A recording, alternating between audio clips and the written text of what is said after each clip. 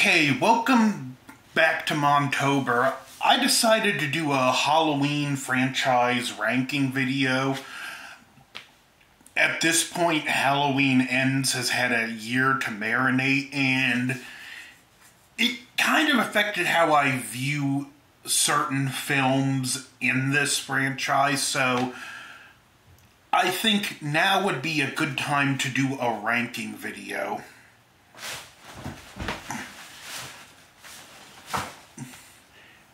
13th and dead last is Halloween Ends.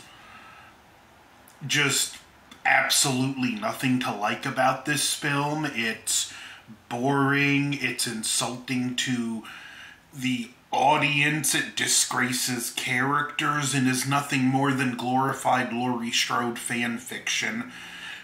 Letting Jamie Lee Curtis have the input she did was a gigantic mistake. Number 12 is Rob Zombie's Halloween 2. A very bad movie, and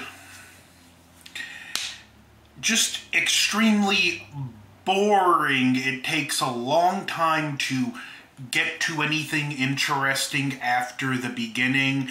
Now, I will say, in the beginning, the hospital dream sequence, that is probably the most single intense sequence in a Halloween film, and although upon a recent rewatch, I can kind of appreciate some of the things he tried to go for in this film, it just didn't work to me. There were too many weird things like the white horse, which is apparently, while driving one day while writing the film, he's seen a white horse and thought, I could incorporate that in my movie.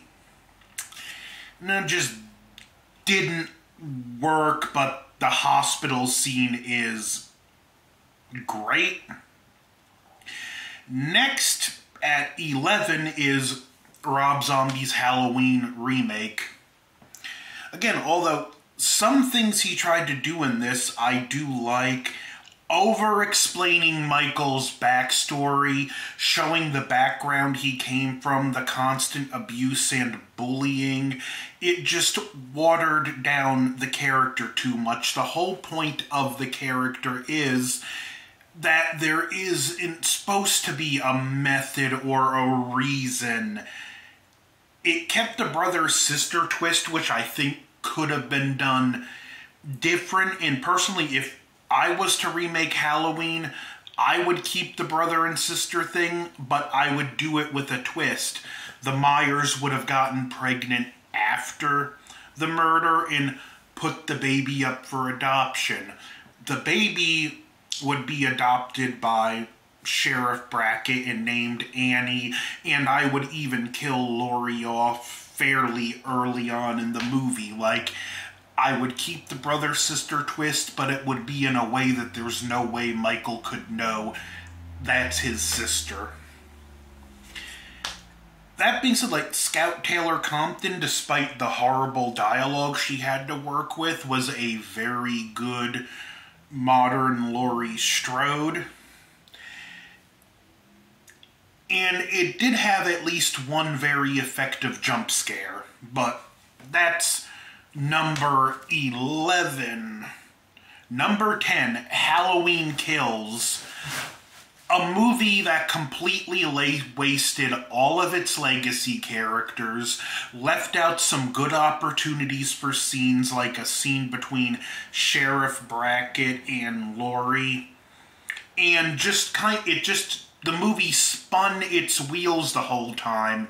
It didn't really do anything aside from an admittedly interesting commentary on mob mentality. You can hate the evil dies tonight and all you want, but don't tell me it's unrealistic when all of the summer of 2020, all over the country, people were chanting, "No justice, no peace." Yeah, a simple little catchphrase like that, grasped by an angry mob, can go pretty far, and it shows how bad mob justice really is. That being said, this film is pretty boring, has some good kills, but just doesn't do enough to justify its own existence. Number 9, Halloween 5, a film I've considerably softened on since last year when I called it the worst Halloween film. There were still a lot of problems with the film. That being said, it just doesn't bother me as much in the wake of Halloween Ends.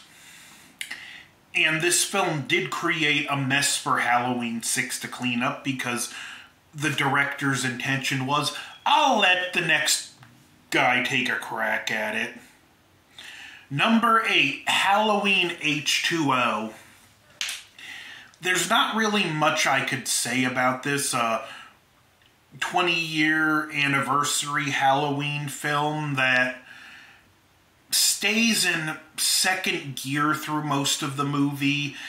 It does do some interesting things, but it takes so long to get to them. It's just a unoffensively middle-of-the-road Halloween movie, and for my money, not just because of the mask inconsistencies, but because of how clear you can see the eyes in the mask, the worst mask in the franchise. And then the way it set up a definitive ending only to get a sequel, even though I actually like the sequel, because number 7, Halloween Resurrection. Yes, I'm placing it this high on the list. It has its problems. It's really not that good of a movie, but I just have a ton of fun with this movie. It never fails to be entertaining, and especially after the new trilogy, the scene where Michael kills Laurie Strode is the single most satisfying moment in the trilogy for me. Plus, it does have a fun commentary on reality films. I mean, reality TV, like when Busta Rhymes said, none of this stuff is real. Don't nobody want to see you stumbling around coming up with nothing. He's like, the audience hates reality, and we all knew that about reality TV. So the film, the film did have some good points, and it was even a fun commentary on reality TV, and Busta Rhymes was incredibly entertaining in that movie. You can tell he was having a blast. Number 6, Halloween 2018. Although I won't be rewatching it this year, next year it'll be back into my rotation. There was a big hype around this film, the anticipation of going to see it in the theater. There's a lot of good memories connected to this film. It had a lot of cringy, awkward moments, but it brought Michael back to what he should be. It was a return to form. Michael was legitimately scary again. And it was overall just a solid but flawed entry in the series that is negatively affected by what was to come next. Number 5, and a few years ago, this film would have never been so high on the list, but Halloween 3, Season of the Witch. Forget Michael's not in the movie. Just mentally take the name Halloween out of the title and look at Season of the Witch, starring the great Tom Atkins, the best mustache in horror history. We get a very eerie, slow burn horror film that is very entertaining. Again, Tom Atkins, you can't go wrong when he's the lead character. This film gets away from Michael Myers and goes more into the pagan origins of Halloween with a very just interesting and smart villain other than the repetitive to the point of insanity, why won't this singing never stop, please just shoot me song that will stay in your head, the rest of the soundtrack is eerie and foreboding, and it has an ending, a cliffhanger ending that just leaves you guessing in a good way. So yeah, at number 5, Halloween 3. Now we go to number 4, and this is going to be controversial. Halloween 6, The Curse of Michael Myers. I absolutely love this film. I know that's not a popular statement. I've seen the producer's cut, the theatrical cut, and I've seen and have access to a fan edit that that's my preferred way to watch this film. Halloween 6, I'm reviewing it this year. Michael Myers is scary and intimidating. It's got this great, dreadfully foreboding atmosphere throughout the movie. A very great send-off for Donaldpleasence. Some people don't like that the last thing we hear in this one is him screaming, but I think it kind of works, especially better than the producer's cut ending. Dr. Loomis died in pursuit of Michael Myers. It just feels natural to me. You could almost feel the chill in the air in this film, almost smell the scent of the wet leaves after the rain, and it's a nice time capsule. It perfectly captures how that Halloween in the mid-90s looked and felt. Number 3, Halloween 2, the film a lot of people feel justified in hating on just because John Carpenter doesn't like it. I do find it slow in places, but it's still a great entry and continuation of the first night, and even the parts I feel like may drag, it does do a nice thing where it actually kind of captures how monotonous a third shift can feel. It's got an eerie, foreboding atmosphere. The retooled Halloween theme is brilliant. Just, what more can I say? It's one of the best in the franchise. Dick Warlock, phenomenal Michael Myers, and Donaldpleasence just as good as always. We don't get a whole lot of... Jamie Lee Curtis doesn't get a whole lot to do, but I don't call that a bad thing. Halloween 2, it's in the best of the best category. Now for my last 2. This is where I have to kind of... Do I put the film I enjoy the most as number 1, or do I go with the film that is objectively the best?